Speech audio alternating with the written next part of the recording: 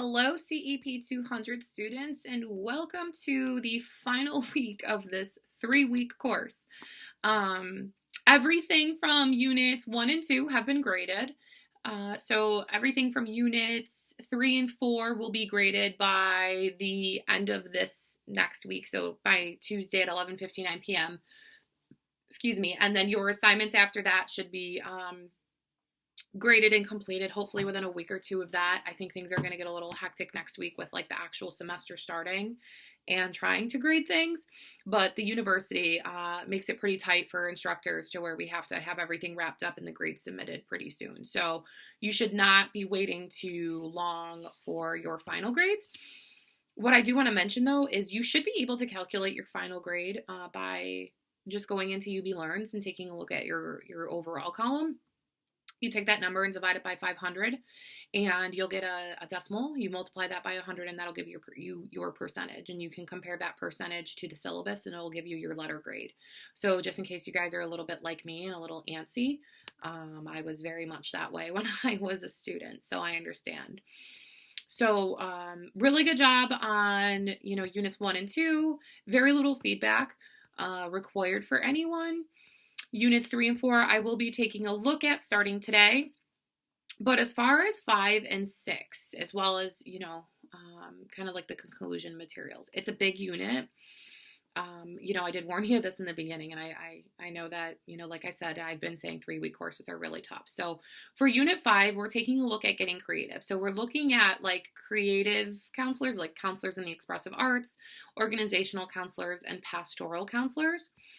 So what I'm going to do while I'm talking is I'm going to log into UB Learn so that I can give you everything that I need to for the quiz and the journal entries. So counselors in the expressive arts, like these are your creative, therapists. So they use a lot of art and drawing and stuff like that to really engage clients. It is definitely used with adult clients. It's also very widely used with individuals with disabilities as well as children. So like if you think about it, like you have a child draw a picture of their family and you take a look at the way that they interpret, or like not interpret, but portray like certain family members, and you can ask questions about that. And that helps them kind of like open up and express, kind of what's going on with those family members.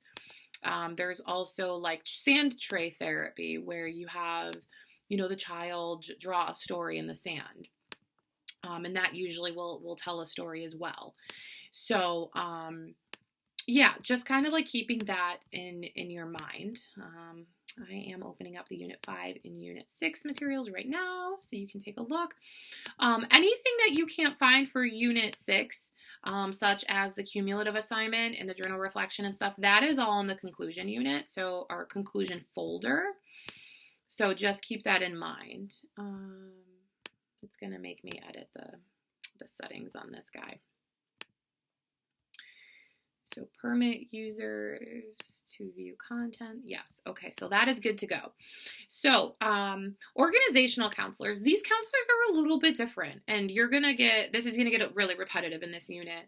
And that is because I still had students not understanding what an organizational counselor was, despite after reading the material and stuff. So organizational counselors serve really in like an HR type of role, in the sense they take a look at like overall organization functioning,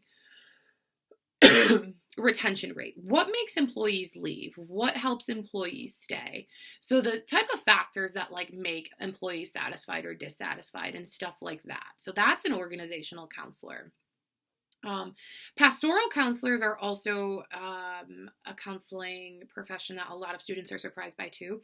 These are your faith-based counselors, so your Christian counselors, pastoral counselors, stuff like that. So I hope that that's pretty explanatory or, straightforward for those. So for Unit 5, we're going to watch the unit video, which you're doing right now. You're going to read Halkowski chapters 7, 9, and 10. You're going to watch a short video on organizational counseling. You're going to read a supplemental article, Again, don't feel like you have to read the whole thing verbatim. Take a look at the intro, like what are they researching, why, and then take a look at discussion. So this will tell you the study that was done, and what the findings were from it. So you're going to submit the Unit 5 assignment, journal reflection number 3, as well as quiz number 3. So if we're taking a look at journal reflection number 3, you are asking, I am asking, you are answering, what makes organizational counselors so different from other counseling professions? So listen to the description I just gave you, everything from the video that you're about to watch on organizational counseling, and you tell me why they are different from our typical counseling professionals. For me, I think it's pretty straightforward. But I want to make sure that you're able to identify it. So let's take a look at the quiz. So let's edit this and take a look. So let's see what 2 questions we can answer from this.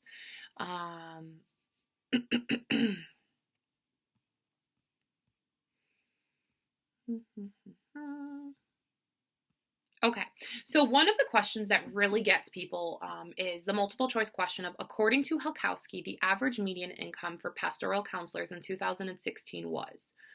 So if you're looking in Halkowski, he gives a number, but, well, not he. The book gives a number, but then also says that that number is not a representation for the salary for 2018. It actually says that there's not enough information to be able to give a number. So the question is none of the above. Everyone typically gets that one wrong, so that's why I give that one as a clue. So the next question is, counselors in expressive arts may also be categorized as, yes, they can be creative therapists, expressive therapists, art therapists. However, in the textbook, recreational therapists is the answer. So please make sure you are selecting that one, okay?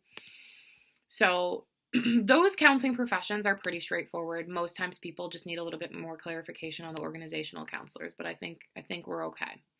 So for Unit 6, you're going to read Halkowski chapters 12 and 13. You're going to watch the TED Talk by Kevin Briggs. Some students come into this course and say like they've watched it before, which is great. Some students, it can be a little triggering, or like maybe they experience something similar themselves or similar in their family or in their friends. So for discussion board number 4, we are reflecting on this video. A lot of students share a lot of vulnerable things about themselves and other people that they care about. So again, let's make sure that we're being respectful to one another, but I think that we all do a pretty okay job. So let's just make sure we're supporting one another, okay? You are going to read a supplemental article. You are going to complete journal number 4. So for journal number 4, the question is, what are some duties of college and school counselors, and what do you think some of the most common issues that students come to them with? So these are the counseling professionals you're going to be looking at in Unit 6. So we're looking at counseling in schools and universities. So school counselors, which were formerly known as guidance counselors, they do not go by guidance counselors anymore. So please make sure you're using the proper title. So it is school counselors. And then for college, we're looking at student services and college advising. So those are pretty straightforward as well. So then, like I mentioned, journal reflection number 4, discussion board number 4, and your advocacy paper is due, which I'm going to talk about that in a second. Then you're going to complete the cumulative assignment. So the one thing for the cumulative assignment that I really need to stress is it does ask questions about material you've learned in the course before. Some of the questions may come up as similar, or like you might have had responses from other earlier assignments that you could copy and paste and put in the cumulative assignment. Do not do this. So this is considered like a form of plagiarism if you're recycling work, basically. Please do not copy and paste. It defeats the purpose. I want you to tell me what you know now and what you have learned now about the questions that are being asked. So like, what is counseling, the purpose and stuff. So in your own words, and not something that you have said before. Safe Assign will catch this if you copy and paste from a previous assignment. Please do not do it. I don't like giving zeros. The cumulative assignment is actually like, I believe 50 points when your usual unit assignment is only 20. So you really need to be adding a lot of information here. So your unit assignments, you were giving me like a paragraph. For the cumulative assignments, I need you to give me like 2 to 3 paragraphs per question because it's out of 50 points. So if you want the full points, you really have to put in the effort for it. So please do not copy and paste. Excuse me. Journal reflection number 5. I know you have 3 journal reflections this unit. I'm sorry. What was your biggest takeaway from this course? Just give me a couple of sentences, a couple of things, and you let me know what you took away from the course, okay? I'm very proud of you guys. Like I said, I would never be able to do this course in such a short amount of time. Like, it's truly incredible. I know how much time and I know how much effort you guys have put into this. So really, really fantastic job. As far as the advocacy paper, so the interviewing of a counseling professional is pretty straightforward. I actually should check and see if anyone else, because I have been following the topics to make sure everyone's either got approved or, you know, to see what that looks like. It looks like a number of people actually just submitted their topic yesterday. So I will take a look at that as soon as I get off this video. So if you chose the interview of a counseling professional and you got it approved, the instructions are in the paper project section. Pretty straightforward. If you chose the advocacy paper is you in the position, I know I've talked about this before, but some students still have not understood at the end of the semester. You are hypothetically already in the counseling profession. So you are a counselor and you're identifying a vulnerable population and you're saying, you know what, I really want to advocate for this population. This is why this population is vulnerable. This is why I want to advocate for them. This is what I'm going to do. So for the literature review, these have to be peer-reviewed articles. They cannot be websites that you find on the internet because those are not reliable. Those are not reliable sources. Peer-reviewed journal articles from a research database that talk about this population and why they're vulnerable. So it is used to support your argument as to why it is a vulnerable population, okay? Implications for counselors. What does this mean for counselors? How can counselors help this population? You know, why should we be advocating for this population? Advocacy plan.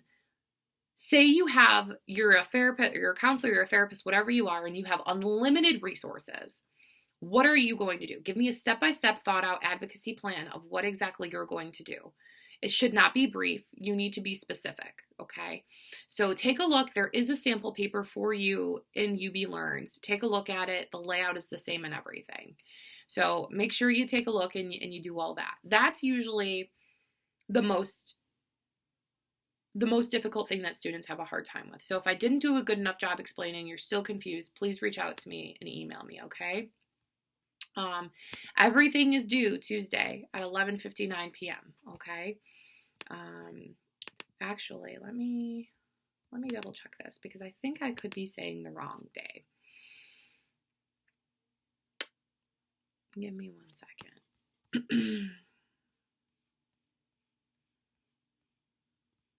Come on. Okay, 1:25. Okay, so 6, 7. Okay, yeah. So that's right. I just want to make sure. Yeah, so Tuesday by 11:59 p.m. Everything is due. Everything's going to close. No late assignments, nothing. So if you guys have any questions, feel free to reach out to me. I know this was a bit brief of a video, but I hope that I went through and explained things, you know, in a way that you can understand. So if you have any other questions or anything, feel free to reach out to me. Okay, guys? All right, good luck.